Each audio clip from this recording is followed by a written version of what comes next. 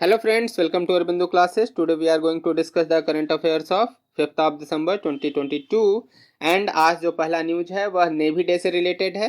हर साल हम लोग 4 दिसंबर को नेवी डे सेलिब्रेट करते हैं to commemorate the achievement of India naval forces and Indian navy की स्थापना 1612 में ईस्ट इंडिया कंपनी के द्वारा की गई थी। ईस्ट इंडिया कंपनी ने जब 1612 में इसकी स्थापना की थी तो इसका स्वरूप कुछ आज से बहुत अलग था और यह सिर्फ ब्रिटिश इंटरेस्ट को फुलफिल करता था। 1971 में इंडियन नेवी ने कराची पोर्ट पर अटैक किया था जिसे ऑपरेशन ट्राइडेंट नाम दिया गया था और पूरी तरह से कराची पोर्ट को तबाह कर दिया गया था। उसके बाद से ही हर साल हम लोग इंडियन नेवी डे सेलिब्रेट कर रहे हैं। The next current affair is regarding use of steam to propel moon spacecraft.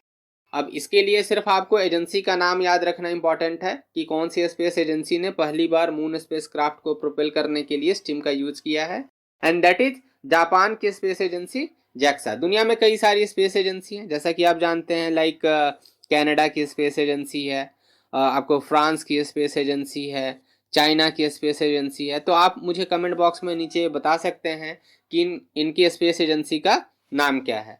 The next news is regarding the promotion of digital life certificate. Life certificate आपको पता ही है, लाइफ सर्टिफिकेट जो होता है वो हर साल किसी पेंशनर्स को नवंबर महीने में देना होता है सो दैट यह प्रूफ हो सके कि वो अभी भी जीवित हैं और उनका जो पेंशन है अगले 1 साल तक कंटिन्यू किया जाएगा। तो इस लाइफ सर्टिफिकेट को अब डिजिटल फॉर्म में भी पेश किया जा सकता है, यह ऑलरेडी एग्जिस्ट करता है, बट इसका प्रमोशन किए जाने के लिए एक कैंपेन लॉन्च किया गया है। This is nation wide campaign for the promotion of digital life certificate and for the central government pensioners. So ये याद रखना है। Now the next news is regarding the Wassenaar arrangement. Wassenaar arrangement जो है वह उसका पर्पस क्या था, पहले तो ये जान लेते हैं।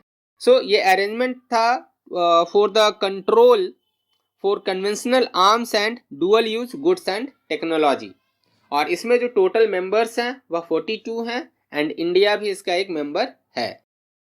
The next news is regarding the plastic waste management programme. इसे शुरू किया है यूएनडीपी ने। यूएनडीपी मतलब United Nations Development Programme, and it will help those people जो कि वेस्ट सेग्रीगेशन इंडस्ट्री में काम कर रहे हैं। मोस्टली इंडिया में यह जो वेस्ट सेग्रीगेशन इंडस्ट्री है वह इनफॉर्मल इंडस्ट्री है, तो इनको हम फॉर्मल इकोनॉमी की तरफ प्रोपेल कर सकें, इसके लिए यह plastic waste management programme launch किया गया है। आप नॉर्मली इस वेस्ट सेग्रीगेशन इंडस्ट्री को कबाड़ी वाले के नाम से जानते हैं। The next news is regarding a book called India the mother of democracy. इस बुक को लॉन्च किया है हमारे सेंट्रल मिनिस्टर धर्मेंद्र प्रधान जी ने। यह मिनिस्टर ऑफ एजुकेशन के साथ साथ स्किल डेवलपमेंट मिनिस्टर भी हैं, एंड इसे प्रिपेयर और पब्लिश किया है Indian council of historical research ने। एक बॉडी है यह मिनिस्ट्री ऑफ एजुकेशन के अंदर। इस बुक में दिखाया गया है कि किस तरह से हमारे जो डेमोक्रेटिक इथोस हैं वह हमने इनग्रेन किए since the dawn of our civilisation. So this is all about this book. The next news is from Nagaland. It is about Hornbill Festival. हर साल आप देखेंगे 1 से 10 दिसंबर तक जो है हॉर्नबिल फेस्टिवल को सेलिब्रेट किया जाता है in the state of Nagaland, and यह 23rd एडिशन होगा इस सेलिब्रेशन का। और इस बार के जो चीफ गेस्ट हैं वह वाइस प्रेसिडेंट जगदीप धनकर जी हैं, एंड इसे पॉपुलरली हम फेस्टिवल ऑफ फेस्टिवल्स के नाम से जानते हैं, एंड यह ऑफिशियली गवर्नमेंट ऑफ नागालैंड के द्वारा ऑर्गेनाइज किया जाता है। आप जानते हैं नागालैंड में कई सारे ट्राइबल्स रहते हैं, तो ये सारे ट्राइब्स जो हैं इस फेस्टिवल में पार्ट लेते हैं। इंटर ट्राइबल इंटरेक्शन यहाँ होता है एंड प्रमोशन होता है नागालैंड के कल्चरल हेरिटेज का, और इसे ऑर्गेनाइज किया जाता है नागालैंड के एक हेरिटेज विलेज किसामा में, जो कि कोहिमा जो नागालैंड के कैपिटल है वहां से महज 12 किलोमीटर ही दूर है। नाम जो इसका हॉर्नबिल फेस्टिवल है वह इंडियन हॉर्नबिल एक बर्ड है उसके नाम पे रखा गया है।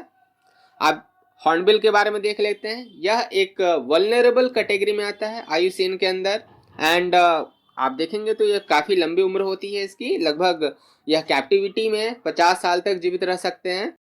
एंड नॉर्थ ईस्ट में नागालैंड में तो इसकी पॉपुलेशन हमें देखने को मिलती ही है। इसके अलावा इसका एक significant proportion of population in the western Ghat और नीलगिरी में भी हमें देखने को मिलता है। तो आप हमें बताएं कि यह भारत के किस दक्षिणी राज्य का स्टेट बर्ड भी है इंडियन हॉर्नबिल। इंडियन हॉर्नबिल को हम लोग फॉरेस्ट इंजीनियर्स के नाम से जानते हैं, फार्मर्स ऑफ द फॉरेस्ट भी कहते हैं, and they play a key role in dispersing seeds of tropical trees.